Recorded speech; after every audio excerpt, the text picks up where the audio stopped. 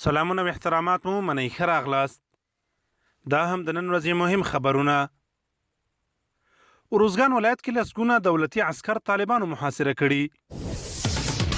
د طالبانو او سیاسي جهاتونو د تماس ډلې نن بیا ناسته ترسره کوي. د مصالحې عالی شورا مشر ډاکټر عبدالله د عمران خان په رسمي بلنه اسلام آباد ته ورسید. د کاپیسا ولایت د پارلمان د غړي خدیجه الهام ساتونکو او وروري په دوو ښځو ډله ییز جنسي تیری کړی دی. د ناروې خاص استازي د طالبانو د اروپایي بخش مسؤل سره په بین الافغاني مذاکراتو خبرې کړې دي.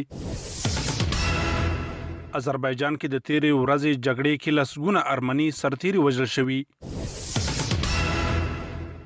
عراق کې د امریکایي ځواکونو پر اکمالاتي کاروان چاودنې مرګ ژوبله اړولې. د ایران د سپاه پاسداران لوړپوړی چارواکی محمد رضا نقدي وایي امریکا ته مو تر اوسه د قاسم سلیماني د وژلو ځواب نه دی ورکړی. د خبرونو پای.